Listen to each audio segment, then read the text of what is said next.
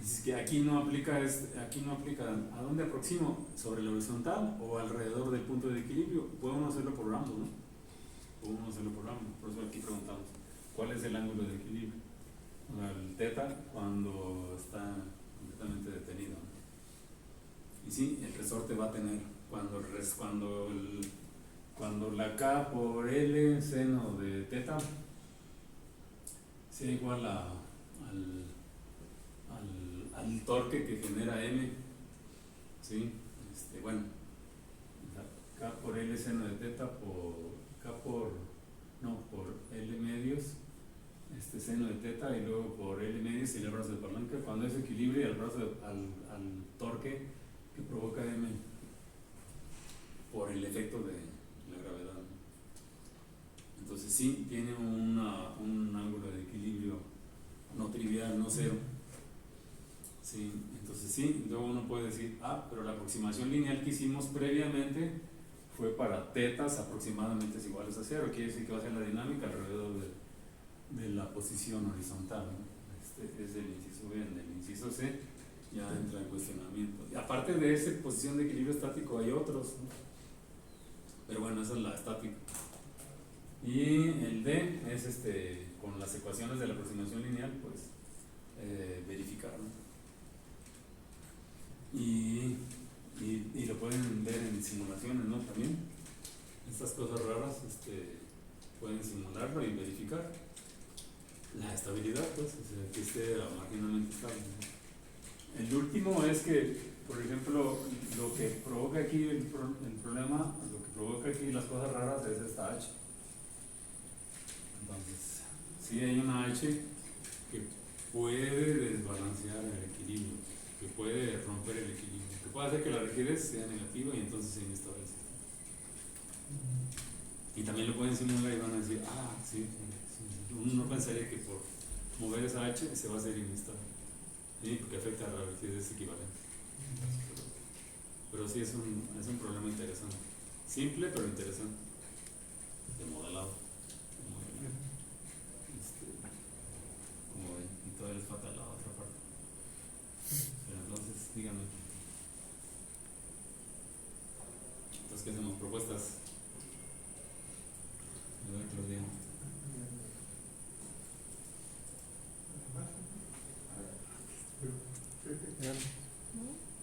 ¿Cuándo se acaban?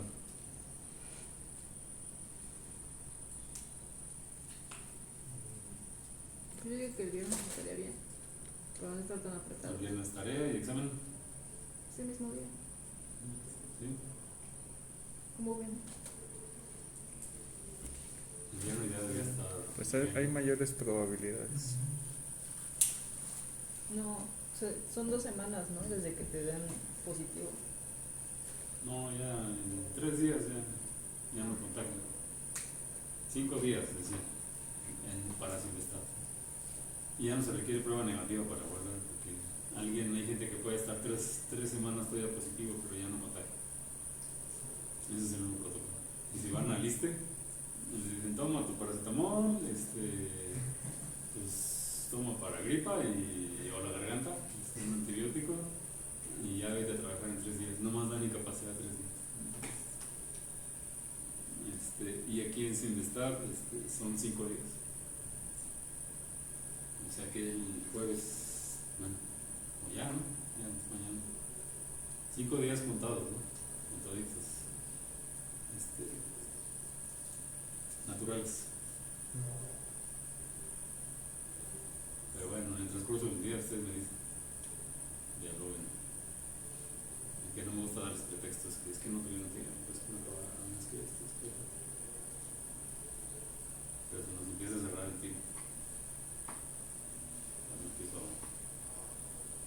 hasta esa noche. ¿Las preguntas de ya empezaron? ¿No? ¿Ya estudiaron la FT? Hay software incluso gratuito, ¿no? Donde pueden comprar. Pero bueno, la idea es aquí que lo hagan con mano, ¿no? Que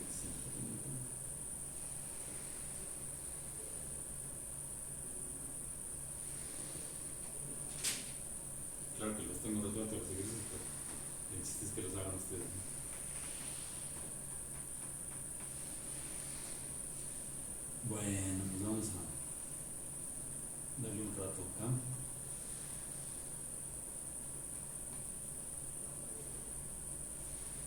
Pues solo para cerrar esta parte, que ya se prolonga, pues, la parte de sistemas vibratorios. Pues. Entonces, decíamos, sí, creo que por aquí nos quedamos, ¿no?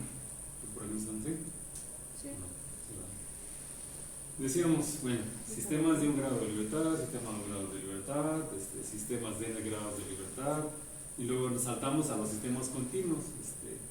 En sistemas continuos tienen un número infinito de grados de libertad, y hay, además de la coordenada del tiempo, que es coordenada independiente, tenemos coordenadas independientes, que son, les llamamos coordenadas espaciales, distribuidas, etc. Sí, los sistemas vibratorios tienen elementos especiales, los sistemas mecánicos, hay barras, hay vigas, hay membranas, hay platos, hay columnas, hay cuerdas, hay flechas que serían con discos, de diferentes geometrías, y pues todos estos son elementos que se modelan con la mecánica del medio continuo, pues, es decir, se modelan con ecuaciones diferenciales parciales. Tienen un número infinito de grados de libertad,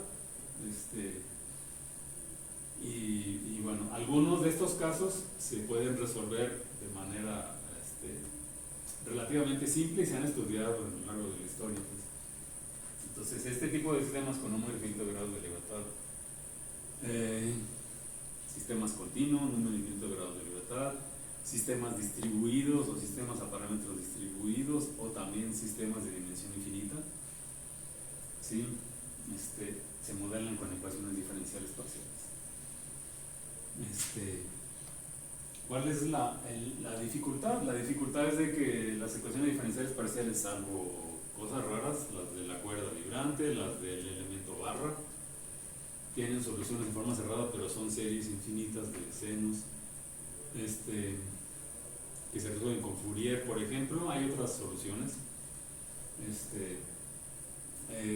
Los demás casos, digamos, hay casos estudiados en la literatura que son las ecuaciones parabólicas e ecuaciones hiperbólicas, y unos cuantos casos tienen solución en forma exacta, y las soluciones en forma exacta son con series infinitas. Entonces, excepto esos casos, en la mayoría de los otros no hay una solución en forma cerrada, no existen, pues, entonces ni para qué buscarlas, así que numéricamente no tiene caso pretender abordarlas, pues. En cambio, en los sistemas discretos o de un número infinito de grados de libertad, pues estos se pueden analizar porque se modelan con ecuaciones diferenciales ordinarias. Dificultad en el número de ecuaciones diferenciales o de grados de libertad.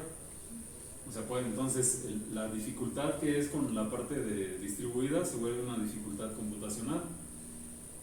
Y por esta razón, pues en análisis de vibraciones de sistemas continuos se suele aproximar o discretizar el espacio, ¿sí? Como sistemas con un número finito de grados de libertad.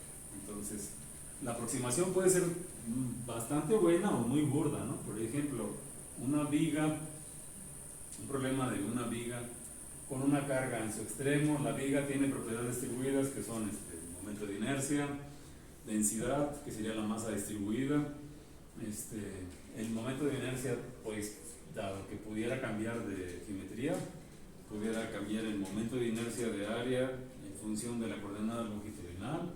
Aquí la estamos dibujando como si fuera constante. Entonces, tiene masa distribuida, tiene rigidez distribuida por el módulo de Young, porque la geometría cambia la rigidez, y si lo sometemos a fuerza, por ejemplo aquí una fuerza concentrada, la fuerza puede ser distribuida también, o sea, puede ser una fuerza por unidad de área, puede ser una fuerza por unidad de volumen.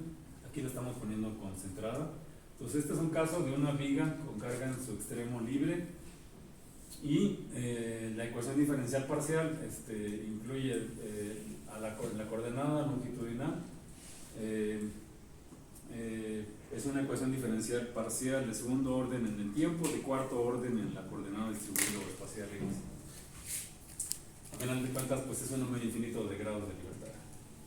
Y podemos establecer aproximaciones tan burdas como decir, bueno, de una viga podemos sacar su masa equivalente y referirla toda la masa al extremo libre, donde definimos el punto de interés, donde me interesa ver dónde se deforma. Por ejemplo, aquí las deflexiones máximas en frecuencia baja ocurren en el extremo libre, así es que interesaría mandar toda la masa equivalente, el efecto de toda la masa al extremo libre. Entonces aquí sería una masa equivalente. Y también podría decir, y la rigidez equivalente de la viga, pues me daría para el primer modo de vibración, para el efecto casi estático, arribita del estático, o sea, en baja frecuencia, la rigidez equivalente de una viga en cantilever es 3 veces módulo de Young por momento de inercia de área entre la longitud del cubo. Entonces ya tenemos una masa equivalente concentrada en su extremo y una rigidez equivalente. Y ese sistema en deflexiones pequeñas pues se puede modelar como un sistema masa, resorte, con la fuerza externa que le estamos aplicando. Entonces aquí x de t sería una aproximación de lo que se mueve el extremo libre de la viga. Y de eso lo hemos estudiado al revés y al derecho, y ya sabemos cuál es su frecuencia natural y cómo es la solución, etcétera, etcétera. Entonces, esta sería una aproximación muy burda, bastante razonable para modelar las deflexiones del extremo libre de la viga en baja frecuencia. Entonces, esa es una forma de discretizar, lo de sacar masa equivalente y sacar rigidez equivalente. Entonces, digamos, esto es de antemano, es con análisis modal,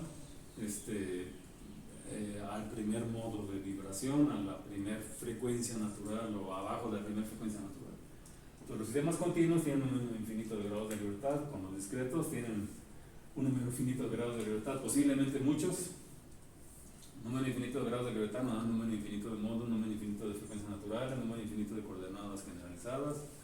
Se modelan con ecuaciones diferenciales parciales, mientras que los discretos pues, son número finito de grados de libertad, número finito de modos, número finito de coordenadas generalizadas. Se modelan con ecuaciones diferenciales ordinarias, que podrán ser muchas, pero las podemos abordar en un software, y número finito de frecuencias naturales. Entonces, de este lado la vida es complicada computacionalmente, de hecho no hay soluciones, no hay software que modele directamente sistemas distribuidos, todos son aproximaciones. Entonces, a final de cuentas, el mundo está del lado de la discretización. La discretización se puede hacer espacial, y esos son los métodos de elemento finito, y se puede hacer funcional. Funcional es que toda ecuación diferencial parcial tiene su origen problema, solo que en sistemas distribuidos las formas modales son eigenfunciones, pues. Entonces, del eigenproblema podemos sacar las eigenfunciones y obtener aproximaciones que serían funciones definidas en un intervalo, en la longitud, por ejemplo, de la viga, o sea, de 0 a n serían funciones. ¿Cuántas funciones? Pues si es dimensión infinita hay un número infinito de funciones, pero las eigenfunciones son las formas modales. Y con las eigenfunciones uno puede definir dónde están ubicadas los nodos, puntos específicos, espacialmente, donde tenemos soluciones a las ecuaciones, aun cuando uno discretice en forma espacial, pues. Así es que bueno, la forma analítica es usando análisis modal, que sería el teorema de expansión modal o principio de expansión de Rayleigh, y la forma ingenieril o computacional es usar elemento finito. Decíamos, se puede usar también diferencias finitas, o sea, discretizar el tiempo, modulando el tiempo, o puede uno discretizar volumen o frontera, en fin, hay diferentes técnicas, pero predominan las de elemento finito. Pues con el método de elemento finito únicamente son métodos numéricos, y se utiliza para obtener soluciones aproximadas en problemas de diseño, acústica, vibraciones, transferencia de calor, magnetismo, electromagnetismo, medio ambiente, en fin, donde haya problemas distribuidos, y eso es en todos lados.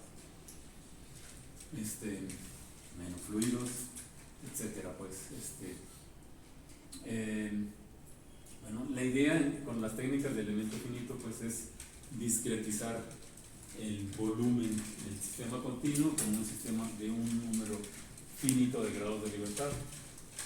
¿Qué hace uno? Pues plantea uno el problema, la estructura la dividimos.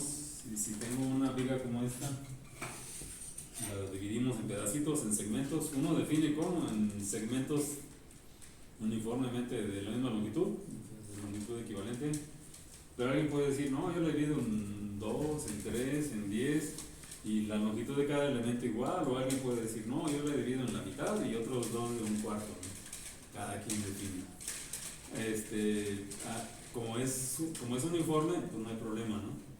Pero si tuviera un agujero, seguramente en ese agujero me va a interesar poner una discretización para analizar. Entonces la estructura la dividimos espacialmente y la reemplazamos por elementos finitos o piezas individuales, ¿no? Los elementos finitos.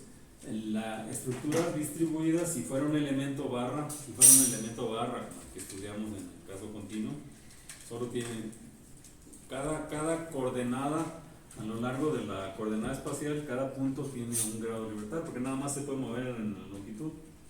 Pero si fuera una viga que tiene la coordenada espacial X, por decir, X longitudinal, aquí las deformaciones ocurren así. Y entonces necesito deflexiones y necesitamos ángulos. Son 2 grados de libertad por nodo. Y así sucesivamente, pues.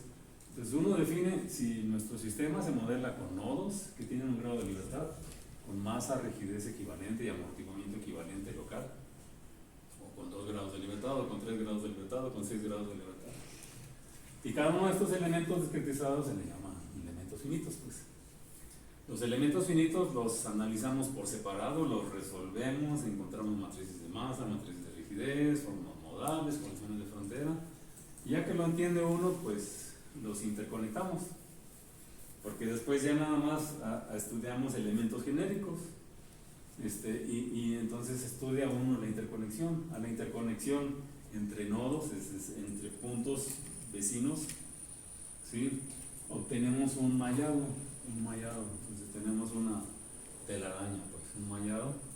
Ya que tenemos el mallado, nos vamos al problema cuando tenemos mallado, tenemos en forma discretizada la solución exacta de la estructura original, con sus cargas específicas, cargas externas de fuerza, de cuerpo, de concentradas o por unidad de longitud. Es difícil en general, se calcula vía la solución aproximada con elementos finitos. Entonces, previamente aquí, además de las condiciones iniciales, tenemos condiciones de frontera, que son las condiciones que nos conectan con el entorno, y estudiamos el mallado. No traje ninguna, por ejemplo, digamos es el cubo de Rubik, ¿no? Pero si fuera el mallado, si lo discretizo en pedacitos, quiere decir que cada elemento tiene que mover, cada vecino intermedio tiene que moverse lo que le corresponda. No pueden desaparecer uno por acá y otro por acá. Entonces, si discretizamos aquí, este elemento de aquí en medio, pues tiene que estar pegado con el anterior y con el posterior. No puede de pronto aparecer por acá volando. Y esas se llaman condiciones de compatibilidad cinemática o espacial. Entonces nuestro modelo tiene que ir, puede estirar, se puede extender, se puede comprimir, pero tiene que seguir pegado, pues. Esas se llaman las condiciones de compatibilidad cinemática o de desplazamientos entre los elementos finitos. Entonces uno tiene que ir cuidando todo eso. Y existe la idea de que si reducimos el tamaño de los elementos finitos, convergemos a una solución más cerca de la exacta, pero no siempre es cierto, pues, porque no tenemos una computadora ideal, porque los modelamos en forma discreta. O sea, no siempre reducir el paso de integración a una ecuación diferencial nos lleva a la solución, a una mejor solución. Podemos tronar la solución como Euler. Los algoritmos de Euler, a medida que reducimos el paso, sí nos funciona, pero hay un momento que ¡pum! Bueno, la solución se nos va. Dice que, aunque el sistema no sea estable, entonces, como yo digo, pero mi sistema no es estable, ¿por qué? El X, por querer obtener mejor solución, se empeoró, es por el algoritmo. Igual en elemento finito, no siempre reducir el tamaño de los elementos me va a dar la solución, en general, pues. Entonces, por ejemplo, el elemento barra que modelamos previamente,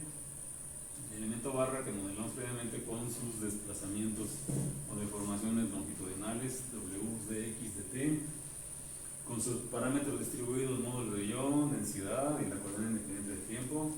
La otra coordenada independiente del tiempo es la coordenada longitudinal X.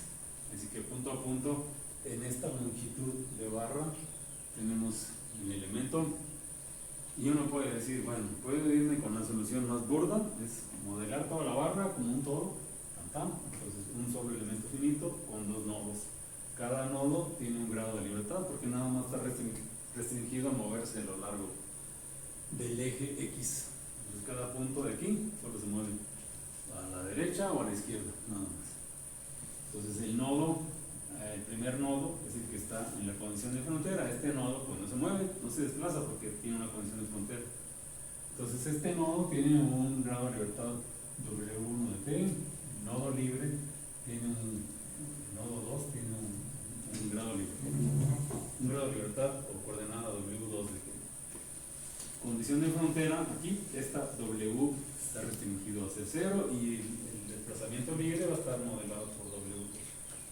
Entonces esa es la aproximación con un elemento finito, cada nodo de un grado de libertad. Al final de cuentas, como este está aquí congelado, está empotrado, solamente se mueve este nodo.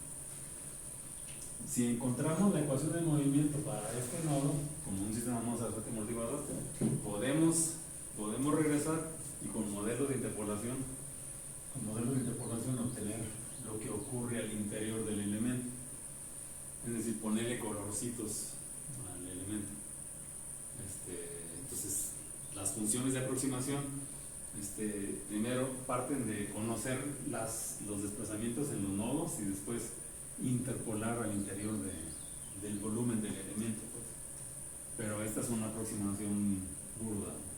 Si nos queremos ir a 3 elementos finitos del mismo elemento barra, aquí lo tendríamos con 3 elementos, 1, 2, 3, nodos 1, 2, 3, 4 nodos. Es una discretización con 3 elementos y 4 nodos. Cada nodo tiene coordenadas W1, W2, W3, W4 de un solo grado de libertad. Así es que aquí sería la aproximación con 3 elementos finitos, 4 nodos, 4 coordenadas generalizadas, aunque la que está en la condición de frontera está restringida, así que realmente tiene 3 coordenadas de movimiento nada más. Pero es una aproximación ya un poquito más decente. Pero si la hacemos con 100, entonces serían de 100 menos 1, entonces tendría 99 grados de libertad. Y pues ya me daría más información. Esta la vamos a desarrollar posteriormente, pues. Ya habíamos visto este caso de la ecuación en vibraciones libres, de sus condiciones de frontera, de que en el empotramiento en X igual a 0 no hay desplazamiento, en X igual a L tenemos el esfuerzo 0 y nos da la siguiente condición de frontera. Son dos condiciones de frontera, la del desplazamiento 0 en el origen y la de esfuerzo 0 en el extremo libre para el elemento barra, más condiciones iniciales. O sea, los desplazamientos y velocidades en t igual a 0. Si no son puntos, son funciones, son w de x, son w0 punto de x. Y como x se mueve entre 0 y l, son funciones, pues. Son funciones. Entonces desde ahí empieza el rollo ¿y cómo le doy esas condiciones iniciales? Es que no son números, son funciones. Entonces uno suele decir, viene de 0. Ya uno dice, que Luis Martín, que se dedica a los retardos, pues él pone siempre 0, por ejemplo. ¿Sí, verdad? Sí.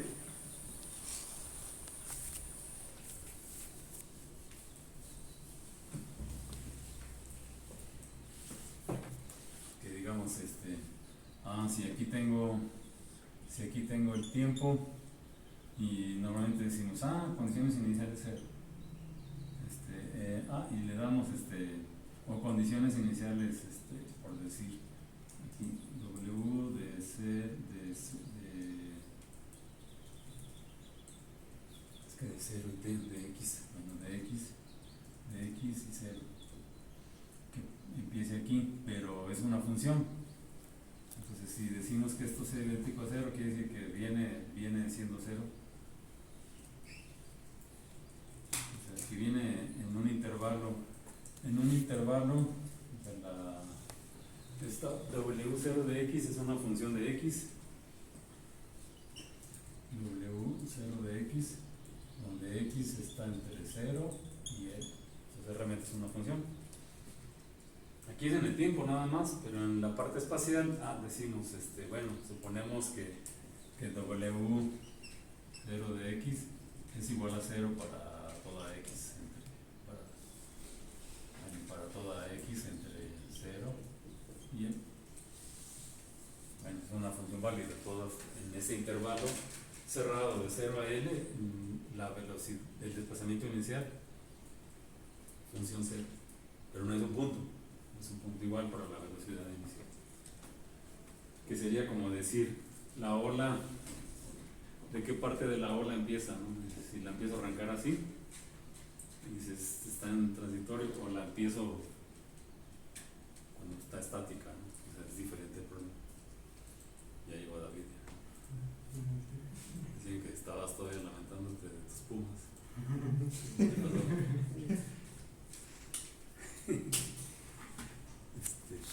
Bueno, esta habíamos previamente con el caso continuo, dijimos que tiene una solución con Fourier en forma cerrada, pero son series infinitas de senos, pues, con sus formas modales. Las formas modales son las eigenfunciones. Las eigenfunciones son formas del acordeón, en este caso de la barra, ¿sí? Y ya las habíamos comentado. En el caso de la barra, luego lo vamos a desarrollar con calma. Pero bueno, son los modos de vibración para n igual a 1, 2, etc. Pero son estos lo que multiplica a las funciones del tiempo. O sea, estas son las eigenfunciones, las formas modales. Entonces realmente el principio o teorema de expansión de Rayleigh es un teorema de factorización de funciones, en donde dicen las funciones W que dependen de la coordenada espacial X y del tiempo se obtienen como productos de funciones del tiempo con productos de funciones de X. Entonces se dicen son teoremas de factorización de funciones. Como el problema en las eigenfunciones o en el eigenproblema son de funciones ortogonales, se puede, ¿no? Bueno, por eso lo identificó este señor Rayleigh hace como 150 años, 160 años. En fin. Así es que soluciones aproximadas, luego vamos a hacer la de un elemento, la de 3 elementos a mano, pues, para ir bien. Entonces, solo para acotar, pues. Y luego, bueno, dicen, ¿cómo modelamos en elemento finito? Pues, ¿dónde nos quedaron Newton y Lagrange? Pues lo seguimos haciendo, Euler-Lagrange sigue siendo Euler-Lagrange para sistemas discretos, o para sistemas continuos sigue siendo Euler-Lagrange, pero usamos el principio de Hamilton extendido, ¿no? O sea, las propiedades distribuidas. Si se puede modelar como elementos diferenciales, a todos.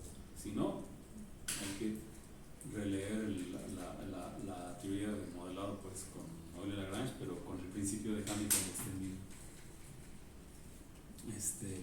O sea, la teoría está toda. Entonces, solo recapitulando, dijimos, Euler-Lagrange dice, modelamos energías potenciales de cada elemento, las sumamos, tenemos la energía potencial total, y esta es una forma cuadrática. La energía cinética, modelamos cada energía cinética si tiene coordenadas de velocidad local o relativa, dependerá del problema, ¿no? Y sumamos y obtenemos la energía cinética total, que depende de puntos, pero puede tenerle Qs.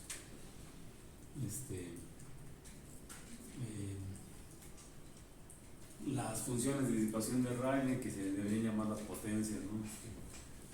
Pero así se les llaman. Cada función de disipación, si tuviéramos fricción viscosa o amortiguamiento viscoso, la modelamos, la sumamos y después definimos un lagrangiano. Si modelamos por Hamilton, entonces tomamos el hamiltoniano. ¿Cuál es el hamiltoniano? Entonces, aquí el doctor Lugo les da eso. La suma, ¿no? Sí, y se tienen resultados similares, ¿no? Pero ¿cuál es la diferencia cuando modela uno por Hamilton?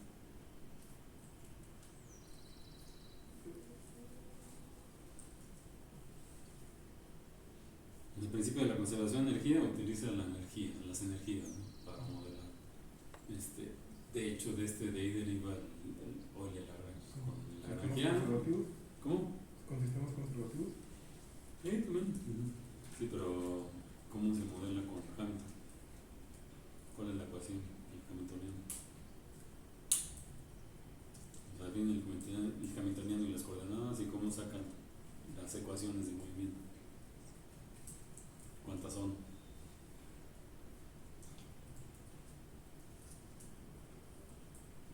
¿No se acuerdan? No. Con el balance, ¿no?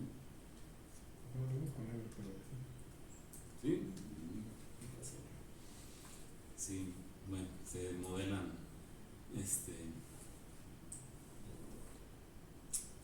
equivalente, pero con más coordenadas, pues, las conjugadas se dice. Bueno, entonces, ¿de dónde sale lo del lagrangiano? El modelo sale del principio de Hamilton, el principio de acción mínima, pues. De ahí sale la ecuación diferencial. Entonces, como de un problema energético sale una ecuación de movimiento, pues, bueno, la generalización del principio de la conservación de energía, a final de cuentas. Entonces nos quedan fuerzas inerciales, fuerzas elásticas y fuerzas disipativas, igual a fuerzas externas. Entonces aquí en las fuerzas disipativas, pues, acostumbra uno a ponerlas más del lado derecho, como negativas, se les pone uno del lado izquierdo porque dependen de las coordenadas generalizadas o velocidades generalizadas, las ponen positivas, pero de pronto hay algunos que en sus tesis dicen que es negativa, o sea que en lugar de disipar genera energía. Y créanme que me lo dicen hasta el doctorado. Me dicen, ¿qué pasó? Pues ya inventaste cómo regenerar la energía. Salen porque aquí debe ser negativo. No. O sea, estas son fuerzas de frenado, pues. Son fuerzas disipativas. Estas son fuerzas activas, estas son las inerciales, que también son fuerzas que se oponen al movimiento, las elásticas, que se oponen al movimiento, de aquí sale negativo, ¿sí? Son las fuerzas potenciales, ¿sí? Y esta sale positivo aquí, pero la puedo poner negativo del lado derecho, ¿no? Porque le restan a las fuerzas activas, pero es la ecuación de movimiento. Esta nos ahorra las deformaciones relativas, velocidades relativas, pero el calcular las energías a veces batalla, tiene pros y contras, pero siguen siendo las mismas para el elemento finito. Para el elemento finito las sigue uno utilizando. Para el elemento finito, pues solo que son energías en sistemas continuos. La diferencia es que las energías potenciales de elementos continuos en particular es que van a ser integrales, unidades sumatorias. El elemento barra, el elemento viga serían integrales. Las energías cinéticas también serían integrales.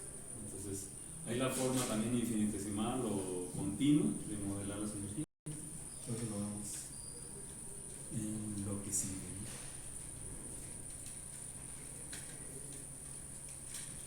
Y otro tema que no lo voy a dar completo, pues, porque ya lo repasamos, simplemente es recapitular. ¿Se acuerdan? Ya hemos visto de aquí varias cosas, nada más que para n grados de libertad me interesa ver la parte de estabilidad en el sentido de la conducta. Entonces, todo esto ya lo habíamos visto, les había dicho que hay fenómenos de autoexcitación que producen inestabilidad en los sistemas dinámicos, particularmente en la parte hemolínea.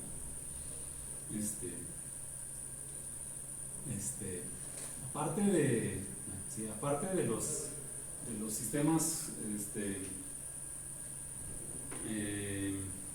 discretos con parámetros constantes o concentrados, uno puede estudiar la estabilidad en el sentido de Lyapunov, con polos, ceros, con una función de Lyapunov, en un equilibrio, en presencia de un equilibrio.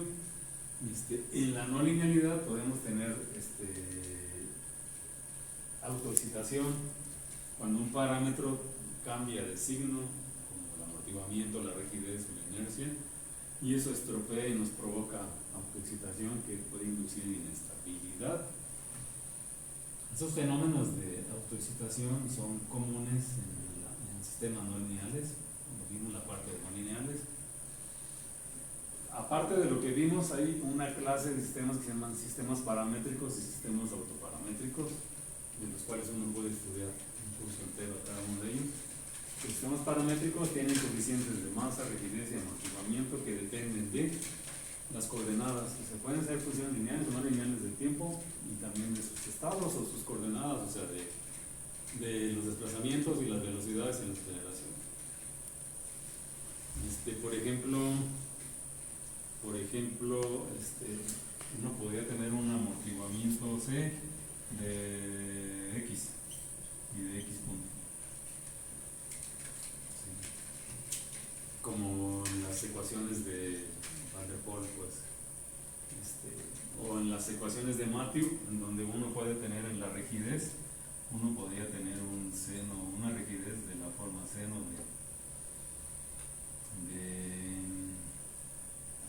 de omega t, por decir. O sea, de una rigidez que varía con el tiempo, pues, como sería un péndulo. Si la ecuación de Matthews sale de un péndulo donde el pivote se puede mover vertical o horizontal, en realidad es una ecuación de un sistema de 2 grados de libertad. Si el pivote se mueve armónicamente con movimiento en la base, nos genera una rigidez que depende del tiempo. Y dice uno, bueno, pero es una función de tiempo. Sí, pero es como si pusiéramos una K equivalente, que es una función de tiempo. Entonces, de sistemas variantes en el tiempo, van cambiando los parámetros. Entonces, a veces se hace estable, a veces se hace inestable. Son sistemas paramétricos. Aparte de estos, tenemos los sistemas autoparamétricos. Hay términos no lineales en masa, en rigidez y amortiguamiento, al menos de tipo cuadrático, como cúbico. Quiere decir que pueden ser términos, voy a poner así como coordenadas Q, productos de desplazamientos con velocidades, pueden ser Q puntos al cuadrado, o sea, efectos centrífugos, pueden ser Q con aceleraciones. Estos son términos cuadráticos. Si los términos cúbicos, como la rigidez Dauphin, que son Q, entonces son cúbicos. En fin, o sea, productos de desplazamientos, velocidades, aceleraciones, nos llevan a casos de sistemas autoparamétricos. Los sistemas autoparamétricos, su análisis frecuencial es con métodos de aproximación. Y los términos no lineales pueden darnos fuentes internas de energía que producen inestabilidad, y aquí se puede producir autorresonancia, o sea, una resonancia externa de un grado de libertad que diga uno, pero está amortiguada. Puede inducir internamente algo que entre en autorresonancia. Entonces puede estar el sistema funcionando a todo dar, pero puede haber un subsistema que entre en autorresonancia a otra frecuencia, a un múltiplo se dice superarmónico o subarmónico, pues, o sea, múltiplos enteros de la frecuencia natural o submúltiplos fraccionarios de la frecuencia natural que nos pueden producir autorresonancia. La autorresonancia es una condición que puede ser en favor cuando lo usa uno para absorción de vibraciones, o puede ser en contra. Pero bueno, son técnicas no lineales y hay de eso mucho. Entonces, de esto no los voy a repetir. Lo analizamos, la parte de estabilidad, de conflictos, la discusión. Simplemente de autoexcitación, esto ya lo vimos. Ejemplos, por ejemplo, estos son casos típicos de donde hay autoexcitación. O sea, como un sistema masa con resorte, si lo ponemos a deslizarse con una banda, entonces la banda se va a mover aquí en este sentido a la derecha a una velocidad v. Esta velocidad v es lo que provoca, con vía la fuerza de fricción, provoca una fuerza de excitación. Entonces, en este sistema, y el fenómeno de fricción puede provocar autoexcitación, inestabilidad local. Pues entonces tenemos un sistema simple, masa resorte. Cuando está a una velocidad, esto adquiere un punto de equilibrio, x0. Y a partir de aquí, alguien llega y le estira la masa, por alguna razón, una coordenada x, obtenemos lo siguiente. Entonces, localmente tendríamos la fricción, podríamos ponerle aquí más realista, así, una pendiente, pero aquí ponemos la fricción seca o estática, μ0, y luego ya sigue la fricción dinámica. La fricción dinámica es ligeramente inferior a la fricción estática. Pues. Entonces, esta parte de bajada que se llama el fenómeno de stick-slip, aquí, si en este caso modelamos para velocidades inferiores de una velocidad de operación, el coeficiente de fricción μ lo aproximamos como el μ0, que sería la fricción estática, menos, aquí si esto suponemos que es una línea recta, sería menos una constante A entre W es el peso por la velocidad, ¿sí? Entonces W es el peso de la masa, porque la fricción entre banda y masa pues va a ser proporcional a la fuerza normal, y la fuerza normal es el peso. Y este es un coeficiente pues que nos denota la pendiente en la que decae el coeficiente de fricción. Entonces, si esta es la fricción, tendríamos lo siguiente, pues entonces el sistema, el diagrama del cuerpo libre del sistema, tenemos la masa, tenemos la fuerza normal que es W, la fuerza normal multiplicada por el coeficiente nos da la fuerza de frenado. Si el movimiento lo movemos para allá, entonces tendríamos el resorte se opone a una cantidad K por X0, que es el punto de equilibrio, más lo que le estiramos de más, K por X0 más X. Y la fuerza de frenado. Entonces aquí en equilibrio, o sea, cuando la masa deja de oscilar, tenemos la fuerza de fricción μ por W es K por X0, o sea, cuando la masa no está oscilando, está en equilibrio. Entonces de aquí tenemos el X0. El X0 es entonces μ por W entre K, como μ dijimos que era esta expresión, tendríamos el punto de equilibrio ser μ por W entre K menos A por la velocidad de la banda entre K. Y aquí con esto ya podemos modelar, sacar la velocidad absoluta, o la velocidad relativa más bien, de lo que se mueve la banda. La velocidad va a ser la velocidad de la banda menos la velocidad de la masa, entonces v menos x punto. Ya podemos aplicar el diagrama del cuerpo. Entonces tenemos masa por aceleración igual a menos k por x0 más x, que sería la fuerza que pone el resorte, más μ por w, la fuerza de fricción entre masa y banda. Si reemplazamos lo que vale μ, nos va a quedar menos k por x0 más x más w por lo que tenemos de mu, que es mu0 menos a entre w por la velocidad, por ahora la velocidad de la masa con respecto de la banda, es p menos x punto. Entonces, acomodando de aquí, se va a cancelar este equilibrio con el que sale de aquí, que es menos kx0 igual a w por el mu0. Entonces nos va a quedar mx dos puntos menos a por x punto más k por x igual a 0. Entonces aquí como esta constante a es positiva, que sería la pendiente a la que decae la fricción, la pendiente negativa, entonces nos daría esta ecuación de movimiento. Por supuesto que así, al tener un cambio de signo es una ecuación diferencial de segundo orden inestable, pues. Entonces es lo que da la autoexcitación. Si tuviera aparte fricción, si tuviéramos aquí un amortiguador, pues, si modeláramos fricción viscosa entre la masa y la estructura, podríamos tener un caso más realista, pues podríamos tener mx dos puntos más c menos a por x punto más k por x igual a 0. Entonces aquí la estabilidad va a depender. Si la masa es positiva, la rigidez es positiva, eso no da problema, pero la fricción, si c menos a es positivo, entonces nos daría un sistema que es asintóticamente estable. Si c menos a fuera igual a 0, pues esto no existiría, nos da un oscilador. Y si c menos a fuera negativo, pues sería inestable. Entonces, con pura fricción podemos tener autoexcitación.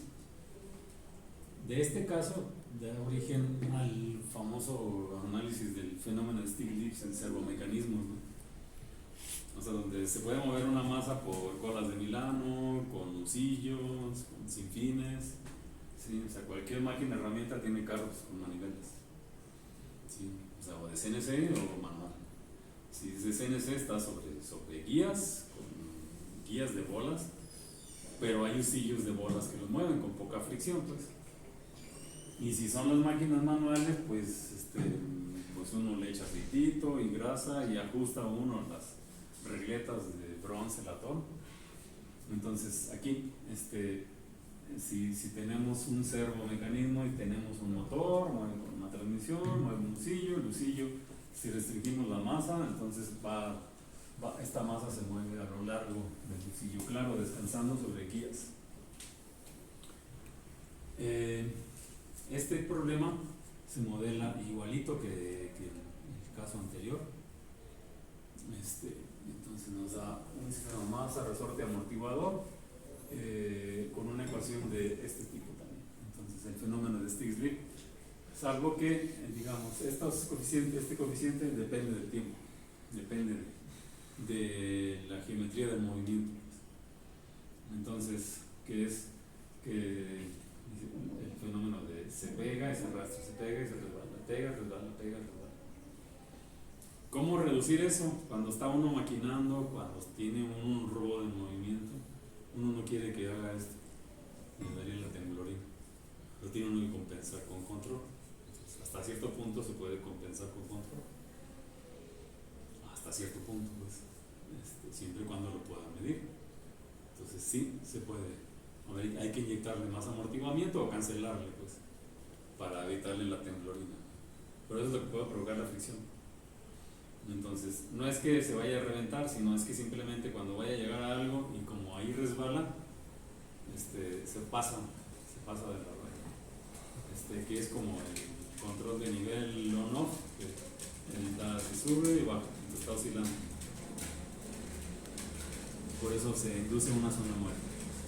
O en lo que habíamos analizado, comentado previamente, la autoexcitación que ocurre en cables cuando hay basura, cuando hay viento, cuando hay escarchas de nieve o congelada, y para lo cual se utilizan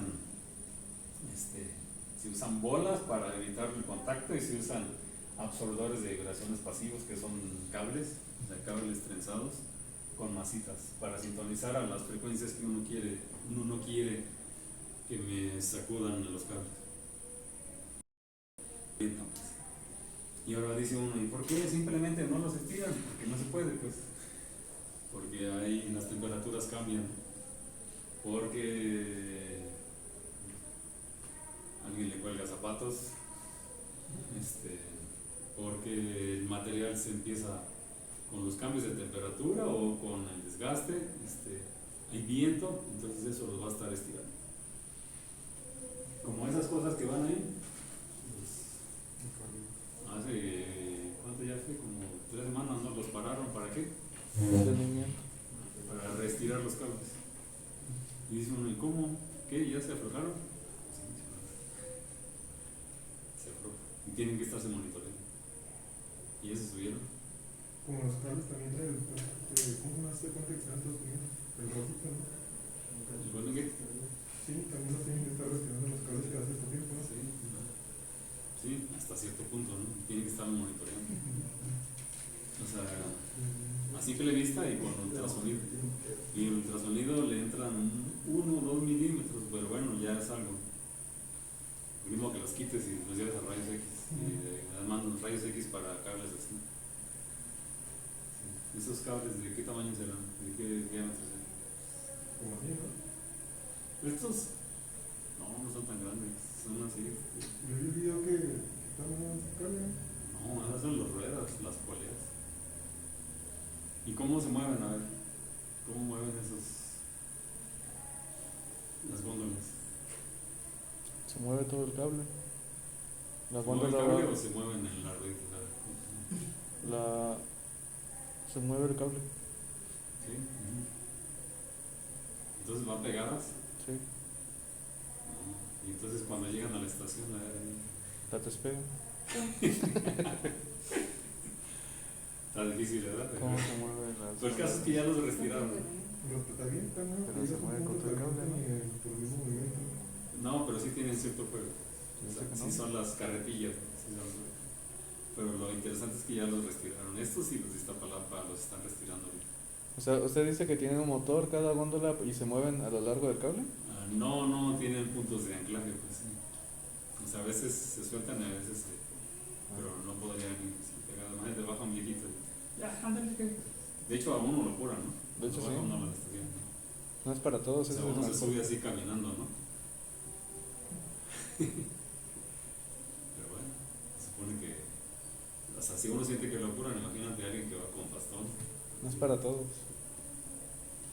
Sí, y sí se balancea chido.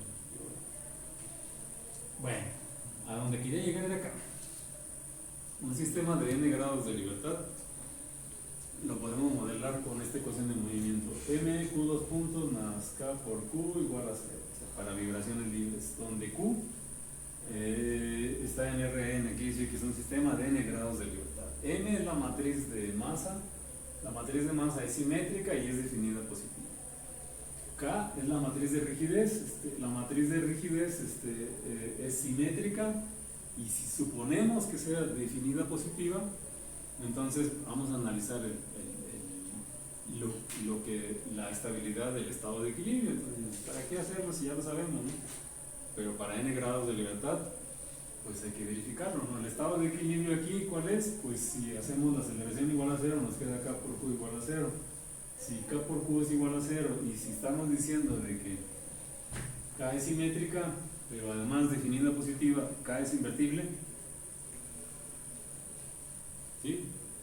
Entonces por eso es que nos estamos adelantando y decir que es definida positiva. Si no hubiéramos dicho que es definida positiva, puede ser semidefinida positiva, pero una matriz semidefinida positiva, sí, o sea, cuyos valores propios pudieran estar en el origen.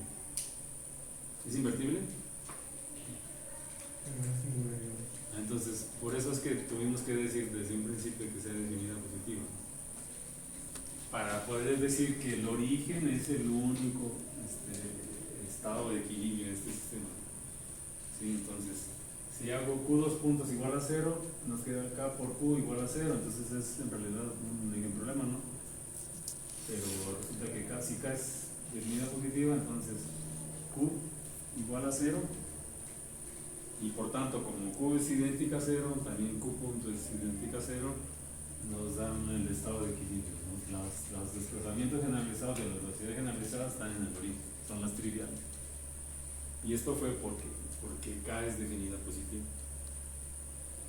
Pudimos haber relajado, ¿no? También podemos haber quitado que K no sea definida positiva, pero bueno, de todas maneras, a eso queremos llegar. Para esta ecuación de movimiento, proponemos como función candidata de Lyapunov la energía total, que es la energía, aquí debe haber puesto V de Q punto, la energía cinética más la energía potencial. Y si esta es la función candidata de Lyapunov, pues ya sabemos que derivando con respecto del tiempo,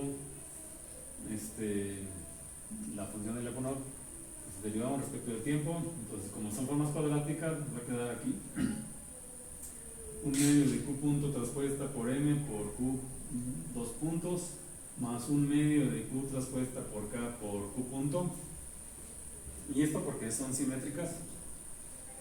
Entonces nos queda entonces, pero aquí en Q2 puntos vamos a despejar de aquí M Q2 puntos más es igual a menos K por Q. Entonces M Q2 puntos es igual a menos K por Q, así es que aquí menos K por Q. Nos queda entonces Q punto traspuesta por menos K por Q más un medio de Q traspuesta por K por Q punto. Pero como son simétricas, entonces realmente las podemos voltear. O sea, son funciones escalares y la K es simétrica, y entonces estas cosas, aquí está negativo y acá, entonces como son simétricas, esta la puedo voltear, saco la traspuesta y es una escalar, y como K traspuesta es igual a K, esto nos da idéntico a 0, pues. Así es que para este caso B punto es idéntico a 0, lo que significa que el origen, es decir, las coordenadas, el punto de equilibrio en desplazamiento 0, velocidad 0, es estable en el sentido de Lyapunov, eso ya lo sabemos. Entonces fue de gratis porque K es definida positiva. Si K es definida positiva, entonces el origen es el trivial, pues. Hasta ahí es lo que tenemos. Así es que, ¿cuál sería cuál sería la condición siempre de verificar la estabilidad en un sistema de n grados de libertad? Ni tendría que sacar polos, o sea, ni siquiera los valores propios. O sea, si me interesa calcular las frecuencias naturales, pues sí, debo resolver el origen problema. Pero para estabilidad únicamente tengo que verificar con los menores principales de K. Entonces en automático estamos garantizando que el origen sea el único estado de equilibrio, y si K es definida positiva, es estable nada más. Ahora, se ve fácil, pero dice uno, ¿y qué pasa si n fuera 2? O sea, si es 1 queda trivial, si es 2 está fácil, lo podemos hacer a mano, si es 3, chido, pero ¿y si fueran 100 grados de libertad? ¿Y si fueran 1000 grados de libertad? Chido, pues hay que preguntarle a MATLAB, ¿no? Si es definida positiva. Pero al menos son pruebas algebraicas, pues, o sea, puedo uno intentarla, pues. Entonces, entre verificar que sea definida positiva y verificar que los valores propios, hay mucha diferencia entre las operaciones que necesitamos para calcular valores propios, que nada más verificar menores principales o determinantes. O sea, no deja de ser difícil, pero es más difícil despejar los valores propios, o resolver el origen problema. Entonces no es necesario resolver el origen problema. Si K es definida positiva, tenemos estabilidad marginal. Si tenemos término de amortiguamiento, o sea, tenemos matriz de amortiguamiento, podríamos decir, bueno, si tenemos una matriz de amortiguamiento tipo viscoso y es simétrica, y si le pedimos como una condición suficiente que sea definida positiva, ¿cuál será ahora el estado de equilibrio? Para el estado de equilibrio hacemos la inercia, la aceleración Q2 puntos igual a 0. ¿Qué más? También la velocidad. También la velocidad. También la velocidad. Y nos sigue quedando lo mismo de antes, ¿no? Entonces esto se hace 0 y esto nos queda el mismo estado de equilibrio. Pero ahora, función de Lyapunov, la función candidata de Lyapunov, que es la energía total, la cinética, la potencial. Bueno, si procedemos, aquí donde tenemos mq 2 puntos, despejamos de aquí, mq 2 puntos va a ser igual a menos c por q punto, menos k por q punto. Entonces aquí tenemos esto, reacomodamos, entonces nos queda menos 1/2 de q punto traspuesta por c por q punto, luego menos 1/2 de q punto traspuesta por k por q, más 1/2 de q punto traspuesta por k por q, que resultó de sacar la traspuesta de esta, que como k es simétrica, k traspuesta es lo mismo que k. Entonces nos queda menos 1/2 de q punto traspuesta por c por q punto. Y como C es una matriz de amortiguamiento definida positiva, pues esto nos garantiza que la función de Lyapunov pues es también la derivada es definida negativa, y si es definida negativa nos garantiza. Ahora, es definida negativa nada más en términos de q punto, ¿no? Combinado con ¿cómo se llama? El teorema de la sal. Porque aquí esta es una función definida negativa, o sea, si C es definida positiva, esta es definida negativa, pero nada más tiene q's puntos, o sea, no tiene las q's. Entonces esto a final de cuentas nos da una B de Q, B punto de Q punto, semidefinida positiva, pero resulta que cuando Q punto, la sal dice, bueno, cuando Q punto, o sea, esta función se hace idéntica a 0, o sea, si igualamos este igual a 0, ¿qué solución? ¿Cuándo se hace 0?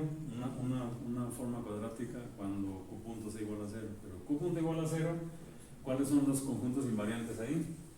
Cuando Q punto es igual a 0, pues es decir, cuando Q punto es idéntica a 0, significa que Q vale 0, entonces eso nos lleva a Lyapunov con la sal nos da asintóticamente estable.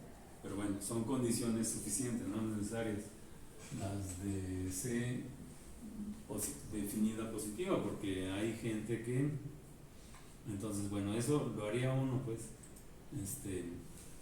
pero en los años 70, pues, hay gente que relajó esa condición, que C puede ser semidefinida positiva. Entonces, con mismos argumentos, la existencia de la función de Lyapunov anterior verifica estabilidad. Sin embargo, bueno, ahora el que sea semidefinida positiva complica el análisis, ¿no?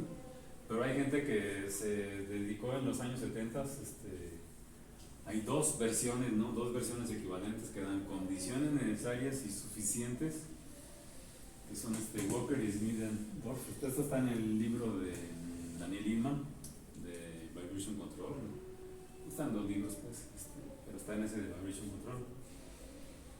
Y dice que pues las condiciones necesarias suficientes, o sea, además de que C sea semidefinida positiva, es que se debe cumplir esta condición de rango. Pues. El rango de C, CK cuadrada, CK a la n-1 es igual a n. Y eso garantiza estabilidad asintótica, pues. Entonces es una condición necesaria y suficiente. Hay otra equivalente, más difícil, solo pongo la que es más fácil. Entonces, no es necesario que C sea definida positiva. Si lo es, a todo dar. Pero recuerden que la matriz de amortiguamiento vienen. A veces puede haber amortiguamiento y como no lo modelamos, entonces estructuralmente, ¿cómo lo meto? Pues? Porque la pregunta es: si yo estoy modelando en elemento finito, como ahorita, cuando estaba por acá.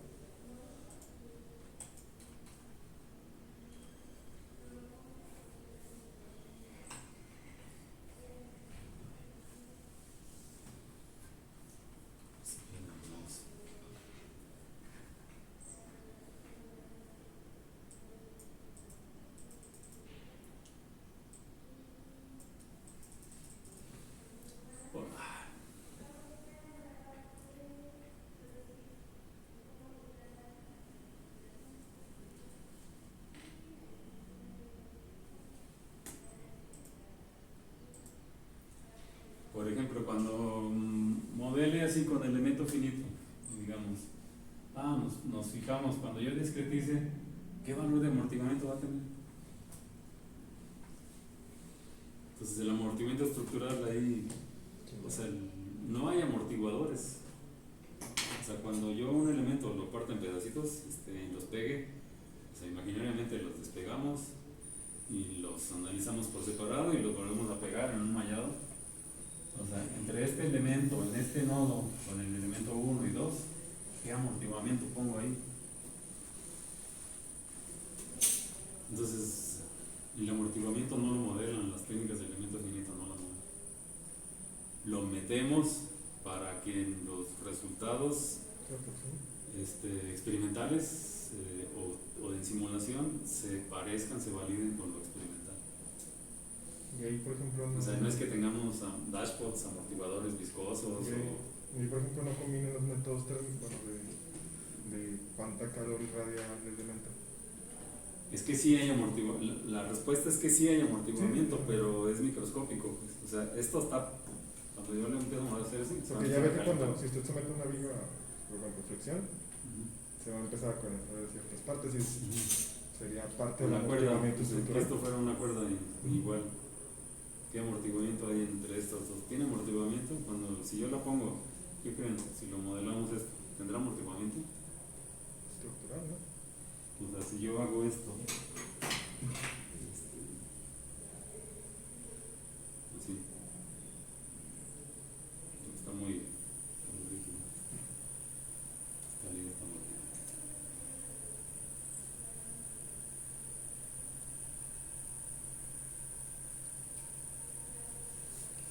O sea, sí, si lo modelamos, ¿tendrá amortiguamiento viscoso?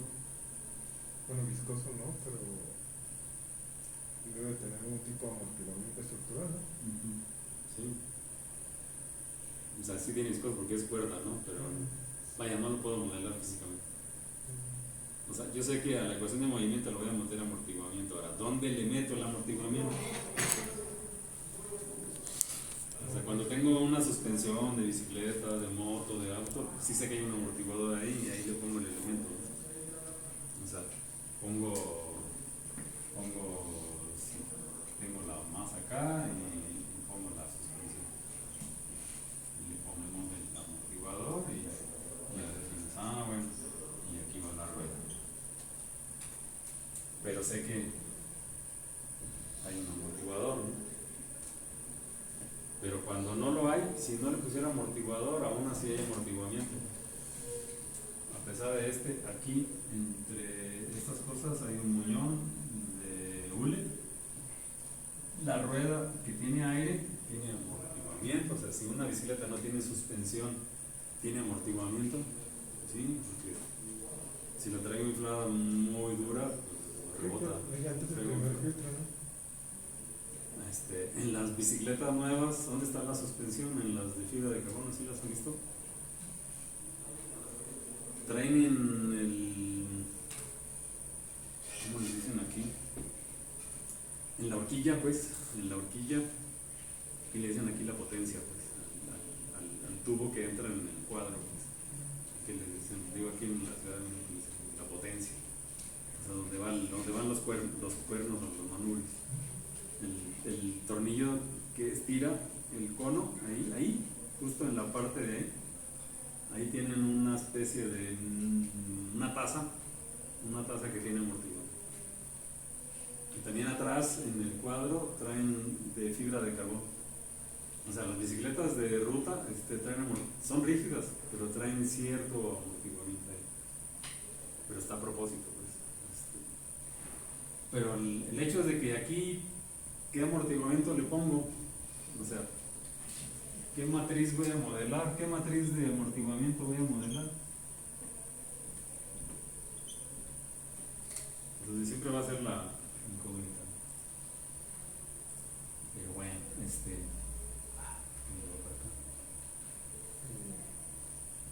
entonces, de todas maneras, bueno, sí hay gente que ha estudiado la estabilidad. ¿Qué se hace? Y para tratar de estimarla, no se pueden hacer como les decía, efectos térmicos. Pues, No, habría sí, que se tanto calor. estima, de hecho sí la estimamos, pero la metemos artificialmente. Pues.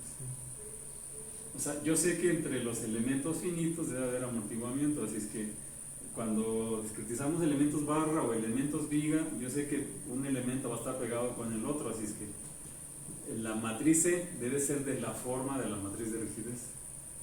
O sea, debe ser una combinación lineal de la matriz de rigidez. Y la respuesta, Sí, que es lo de el rango suponiendo. ¿cómo ajustamos? Se puede decir que un poquito como experimental.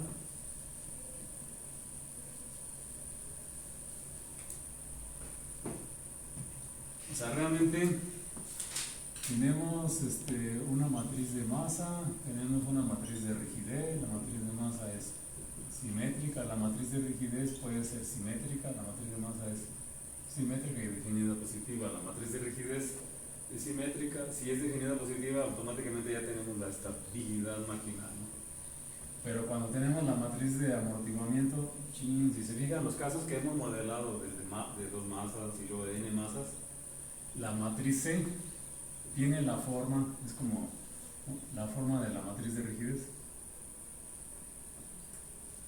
Pero no necesariamente, ¿no? Porque hay muchos coeficientes, pero tiene la forma, la estructura. Los coeficientes se parecen, en lugar de K, cámbianlas por C. Entonces, una forma de modelar es poner la matriz de masa como una combinación lineal, o sea, con una alfa real, una combinación lineal de la matriz de rigidez, y la forma mejor establecida es bueno, voy a poner aquí beta alfa m más beta alfa y betas. O sea, la matriz de amortiguamiento modelada como una combinación lineal de la matriz de masa y de la matriz de rigidez. Y dice uno, bueno, pues eso es trampa. Esto se llama amortiguamiento de Rayleigh, o amortiguamiento proporcional. Y esa es una condición que no es el único tipo de amortiguamiento que nos garantiza la existencia de modos reales, o sea, la existencia de modos físicamente realizables, pues, en un eje problema, pero es la que más se acostumbra a usar, pues, es el amortiguamiento proporcional. Entonces, por supuesto que si M es simétrica y K es simétrica, ¿cómo será C? Simétrico. Sí, entonces garantiza pues una buena descomposición, pero esas son formas. O sea, son formas de introducir amortiguamiento para que mi modelo me dé resultados similares, no idénticos a los que me da el experimento. O sea, entonces esto lo mete uno después de, o sea, porque les digo, en la función de disipación de Rayleigh, pues sí, dice fácil, pero ¿y qué C le pongo? De hecho hay muy poquitos modelos de amortiguamiento, ¿no? Ese es lineal, el viscoso, pero hay el de Kelvin Boyd, por ejemplo, ese es no lineal. O los distéresis. O los distéresis, pero esos son más no lineales. Pero bueno, si hay una matriz de amortiguamiento, pues estas son condiciones necesarias y suficientes para estabilidad. Y por ejemplo, de sistemas lineales de control, yo no conozco un teorema. A ver, hay un teorema que nos dé condiciones necesarias y suficientes en términos de todas las matrices. O sea, está en términos de valores y vectores propios, ¿no? O sea, me dice, si existe una matriz P definida positiva que resuelve el problema de la ecuación algebraica de Riccati y O sea, sí hay unas condiciones, pero no me da nada constructivo, pues. Sí, entonces, bueno, esto es de mecánica, ¿eh? Es de mecánica. O sea, sí hay resultados de estabilidad. Sí hay resultados de estabilidad. En fin, pero bueno, no es un curso de estabilidad, ¿verdad? ¿Cómo afectamos las matrices con retroalimentación? ¿Sí? ¿Cuál es el efecto de retroalimentación. Entonces, si tenemos un sistema de n grados de libertad y le metemos m controles en n canales específicos, o sea, puede ser un control, una entrada de control, pueden ser m o pueden ser n. Si cada grado de libertad está actuado, son los problemas triviales, como en los robots. O sea, el robot de los de YAP, ¿lo sabes? ¿Cuántos grados de libertad tienen? ¿Cuántos motores tienen? Sí, ¿no? 6 más el riel, 7 pues. Y o sea, son redundantes, así que ocupan un volumen tremendo. O son también 6 porque son los que necesitamos para colocar un objeto en una posición, en un campo de trabajo, en una posición y en una orientación específica. Entonces son 6 grados de libertad y cada grado de libertad tiene un motor, entonces son casos completamente actuados. Entonces son problemas simples, porque aquí en esos casos m es igual a n y cada grado de libertad está completamente actuado. Los casos, problemas de sistemas completamente actuados son los más fáciles, los subactuados son los más difíciles. En estructuras resulta que n es muy grandote y m es muy pequeñito. El número de controles es bien pequeñito, a veces 1, 2, y si nos ponemos el número de sensores, pues n es muy grandote y el número de sensores pues también son bien poquitos. Esos son los problemas. Entonces bueno, supongan ¿cuál es el efecto de la retroalimentación? El efecto de la retroalimentación, podemos poner una retroalimentación de posición, o sea, de desplazamiento. Aquí es un control proporcional de una retro de velocidad, aquí es KD por Q punto, y pudiéramos retroalimentar aceleración también. El efecto de esta retroalimentación en la ecuación de movimiento, pues sí, entonces la retroalimentación de aceleración nos modificaría la matriz de inercia, quiere decir que nos afectará las frecuencias naturales. El efecto de la retroalimentación de velocidad nos va a afectar el efecto del amortiguamiento interno del sistema. El efecto de retroalimentación proporcional nos va a cambiar la rigidez. Y así es que podríamos manipular la matriz de rigidez, lo que nos va a afectar las frecuencias naturales. Entonces, eso es lo que nos haría un controlador, ¿no? ¿Cómo verifico estabilidad? Ya vimos, necesitamos que esta sea definida positiva, que esta también y que esta también, al menos estas son condiciones suficientes, ¿no? Claro que entre qué ponerle a estas matrices K, KD y KP, pues hay mucha discusión, ¿no? Porque insistimos, n es muy grande, en estructuras n es muy grande y m es pequeño, así es que no siempre vamos a tener, o sea, no crean que porque le sumamos esto vamos a modificar mucho las matrices en lazo cerrado, porque voy a afectar un término de una matriz. O sea, si tengo una matriz de rigidez así, con un montón de elementos, pues a lo mejor voy a estar manipulando este elemento, ¿no? Un coeficiente. O sea, el efecto de manipular un coeficiente no crean que es la gran cosa. O sea, no es así como cuando le dice uno a un motor, le inyecto amortiguamiento y a todo dar. En una estructura meterle es casi como hacerle cosquillas. Así es que no es que tenga mucha manipulación. Mucha manipulación. Entonces, y bueno, lo anterior fue para generalizar. Y entonces podemos una retro de desplazamientos, una retro que nos modifica la matriz de rigidez, una retroalimentación, o sea, ahora la pongo aquí, una retroalimentación positiva de posición,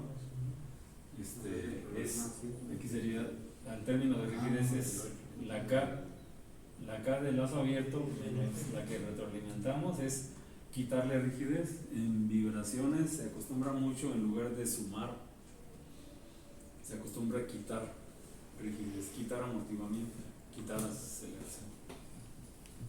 Porque acuérdense que en vibraciones vive uno alrededor del eje imaginario. O sea, el que quiera vivir allá en el infinito negativo es un soñador. quiera irse en el plano complejo ese, y parte de ese, y imaginarios de ese. En las vibraciones viven aquí.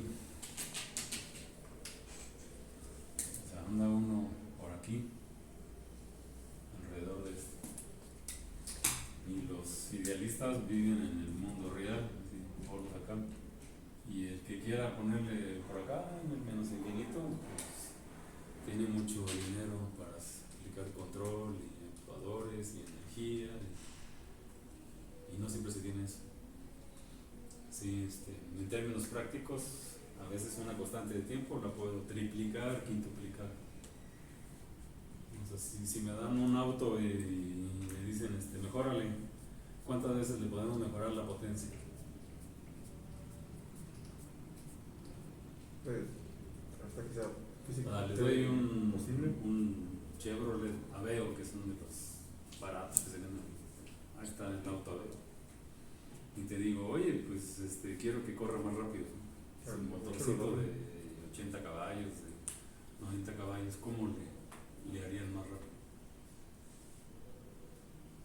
¿Qué le harían? Primero reducirle peso. ¿Mm? Primero reducirle peso. Peso, pero si ya no le puedes quitar más que los asientos, y ¿qué le quitas? Aire acondicionado, ¿qué más le quitas? Pues cambiar el chasis del carro por una estructura tubular. Puedes meterle peso. Pero pues la estructura tubular ya me pesa menos que el chasis del carro. Puede ser, pero bueno, es usar el motor nada más. Pero si te digo, no, el auto no le puedes mover nada, a ver, aumenta la potencia, ¿qué eres? Y lo ven en la tele todos los días. Cambio Los mecánicos, ¿cómo se llama? ¿Qué programas hay de tuning de autos? Chuleame la máquina. Pero hacer que la entrada de aire para el motor sea más puro. Con inyectores, Reducir meter un turbocompresor. ¿Cómo se llama? Había visto que puede reducir algo de las bielas, de los pistones. Pero ¿cuántas veces? ¿Le puedes incrementar 2 veces la potencia? Sí, Te dicen, lo vamos a mejorar, pero lo mejoran un 10%, un 20%. Eso es lo que quería aquí. Cuando van a hacer un control y ustedes dicen, tengo esta grúa, mira, quiero que pase de aquí a allá, ¿cuántos son? 25 metros, 20 metros, que llegue en un segundo. Puede ser, llegará. O sea, mover un cañón así como ese que está ahí, que se moviera por toda la sala. ¿Qué motor tendría? O sea, sí se puede, pero ¿con qué motor? No muy caro. No muy caro. Así es en control, pues. O sea, no siempre puede llevarlo por acá. Les digo porque luego le ponen no, fíjese que quise llegar a esta referencia y llegó así, llegó en un microsegundo, canijo. Pero requerí una U por decir, de 20 por 10 a la 9 newtons. No, pues chido, ¿y cómo le aplicaste eso? ¿Con qué motor? O no, requerí 1000 newton metro. No, imagínense el torque con ese motor. Pues un trailer. No lo puedo llevar así, o sea, 3 veces, 5 veces, 10 veces es mucho de aumentar la respuesta, ¿no? Entonces, aquí va uno, en estructuras va uno al revés, es quitarle rigidez, ¿sí? Pero preservando estabilidad.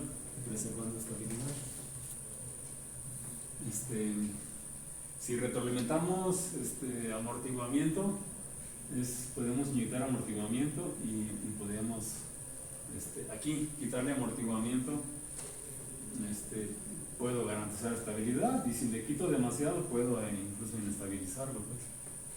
Por ejemplo, Luis en sus esquemas estaba metiéndole de relación de amortiguamiento de 0.05, él la quiere porque está probando una teoría de estabilidad. Sistemas retardados, aquí se salió. Está probando, él requiere en su demostración 0.5 de relación de amortiguamiento, o sea, una Z de 0.05 a 0.5. ¿Cuántas veces es? 10. Y resulta que en los sistemas uno quiere quitar ese amortiguamiento. Pero en fin, al final hay otro sentido. A veces porque así le dio la demostración. Pues no siempre son las demostraciones. La física predomina. Rara vez se retroalimenta aceleración, pero se puede retroalimentar aceleración. Hay retroalimentación positiva de aceleración, hay esquemas. Y también debe uno tener cuidado, ¿no? Imagínense, yo puedo llevar la aceleración a... ¿Podría ser la masa a cero?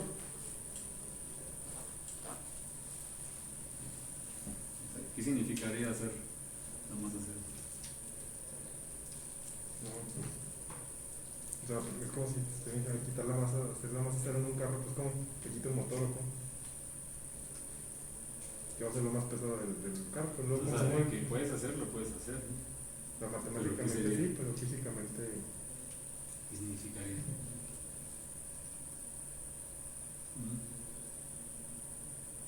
Es que le estaba diciendo de tu amortiguamiento, pues. En esto de la retro, que tú le retroalimentas para que 0.05 a 0.5. Y pero él es matemático, ¿no? Y le salió de su demostración. ¿Y de aceleración? ¿Qué significaría? Sí, no, lo puedo quitar. Pero alguien lo paga. ¿Quién lo paga aquí? El precio lo paga el controlador, ¿no? El actuador. O sea, sí se puede. Sí se puede. En fin, pero O sea que el motor tiene un salida de impacto, ¿no? sí, hay, pues, entonces hay en sistemas mecánicos, ¿no? Solamente lo voy a decir, puede uno aplicar cuando queremos calcular valores, vectores propios, en sistemas mecánicos, dijimos por Sylvester o por propiedades definidas positivas de la matriz de rigidez o de amortiguamiento. Está Hurwitz, ustedes conocen el criterio de Hurwitz, el de Ruth Hurwitz, el de Hurwitz.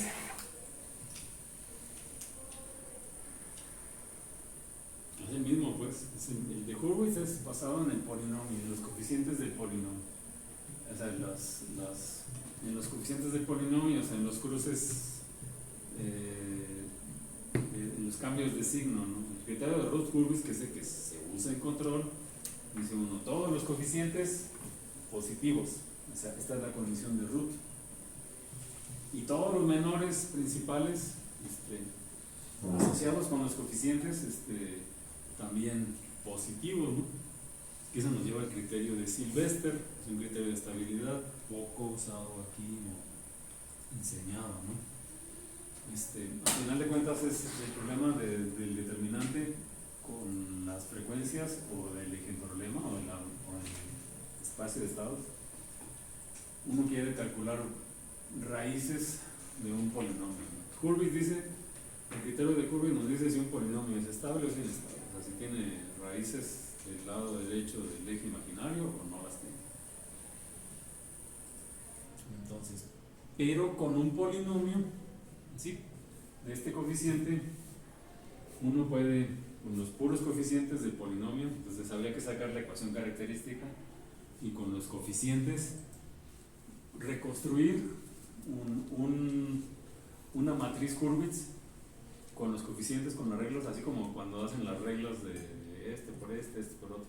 Bueno, aquí es la pura matriz de coeficientes en este orden. Con esta matriz de coeficientes y con los menores principales podemos determinar la estabilidad. Ahora, no es que saque uno la raíz, simplemente es que garantizamos la pura estabilidad.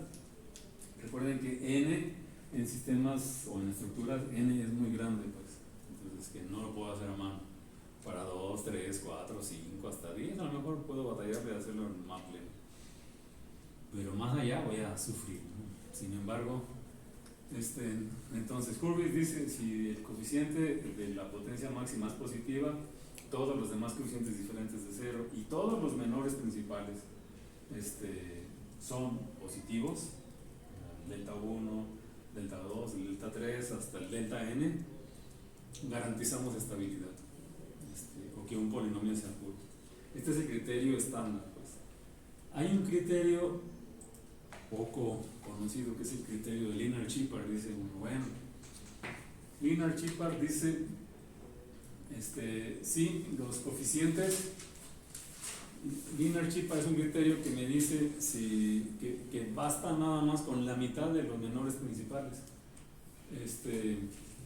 O sea, con los menores principales de orden impar o de orden par es suficiente, pues entonces son condiciones necesarias suficientes en el cual me ahorro la mitad de los cálculos. Entonces dice uno, pues para un sistema de 2 grados de libertad ahorrarme la mitad es que solo hago un menor principal, ¿no? Y entre hacer 1 y hacer 2 pues es la mitad del trabajo, ¿no? Pero en 10 grados de libertad, en 100 grados de libertad no es lo mismo hacer 50 que hacer 25 o 100. Entonces este es un criterio poco usado de Lienard-Shepard,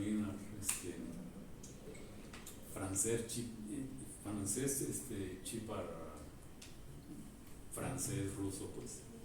Sí, entonces es un criterio, lo usamos nosotros en rotodinámica, pues, en rotodinámica. Esta última observación nada más es de siempre que son sistemas de segundo orden, son polinomios de segundo orden, segundo grado. Aquí con que los coeficientes todos sean positivos es una condición necesaria suficiente. Ahí ni siquiera tengo que preguntarme. Con un polinomio así, es Hurwitz si todos estos coeficientes son del mismo signo. No, si todos son positivos, la condición de que todos sean positivos me garantiza la estabilidad. En un sistema de 1 grado de libertad es fácil, y ya lo hemos visto, pero la moraleja es en sistemas de muchos grados de libertad requiere unas herramientas para ahorrar mi trabajo. Ese es el caso, pues. Entonces Lienard-Shepard únicamente requiere los impares o los pares, ¿no? Es decir, que si yo tengo una ecuación, un polinomio de tercer orden o de quinto orden, ¿qué me conviene? ¿Usar los impares o usar los pares? Impares. En uno de tercer orden, ¿cuántos menores principales? 2. ¿Los pares? Los pares, ¿no? Y en uno par y en uno de cuarto orden, ¿qué me conviene? A mí, porque vamos a ver el segundo menor y el otro. Me interesa si sería, ¿qué? 2 y 4. Ahí no me... En fin, depende de ahí es donde ya depende del problema. Digo, puede ser insignificante, pero a veces cuando estamos trabajando con muchos datos, dice uno, bueno, sí, ahorrarme la mitad es un montón. Para establecer condiciones, así como la de Luis Martín, ¿verdad? Dices, ¿cómo le haces para encontrar desigualdades que me den una construcción para garantizar estabilidad? Sí, pero aquí lo paramos porque ya nos colgamos un gacho.